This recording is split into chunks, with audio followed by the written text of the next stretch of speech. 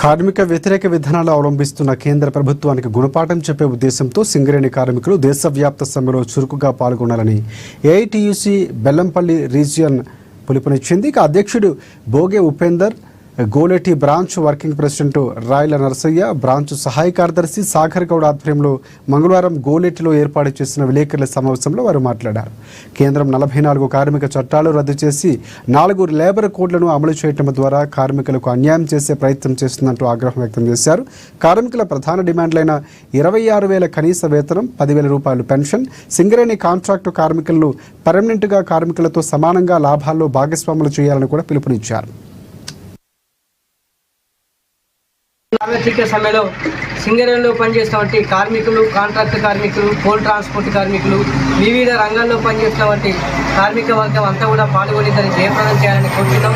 ముఖ్యంగా మరి ఆ సమ్మె ఉద్దేశం ఏంటంటే, కేంద్రంలో ఉండే బీజేపీ ప్రభుత్వం ఈ దశాబ్ది కాలంలో కార్మిక వర్గాన్ని కట్టు బానిసలుగా తయారైన కుట్రలో భాగంగా 29 కార్మిక చట్టాలను 4 లేబర్ కోడ్లుగా తయారు చేయడం జరిగింది. ఆ లేబర్ కోడ్లను వెంటనే రద్దు చేయాలని డిమాండ్ చేస్తున్నాం. అలాగే కనీస వేతనం 26,000 చెల్లించాలి, ప్రతి కార్మికుడికి కూడా ఇవ్వాలని చేస్తున్నాం. అలాగే సింగరేణిలో ఖాళీగా ఉన్నటువంటి క్వార్టర్లు ఏవైతున్నాయో కాంట్రాక్ట్ కార్మికులకు బేషరతుగా ఇవ్వాలి.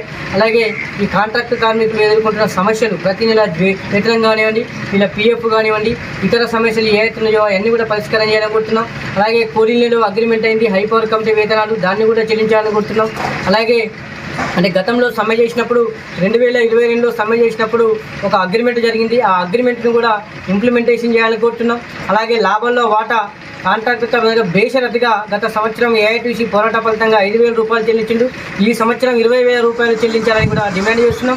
ఇట్లా అనేక సమస్యలపై అంటే బొగ్గు గనులు అంటే ఏదైతే మన ప్రైవేటు అంటే చేస్తున్న బొగ్గు గనులు వాటిని కూడా వెంటనే ఆపేయాలి. బేషరతుగా అంటే ఈ కోల్ మైన్స్లో ఉన్నటువంటి మైన్లను కూడా సింగరేణికే కేటాయించాలని కోరుతున్నాం.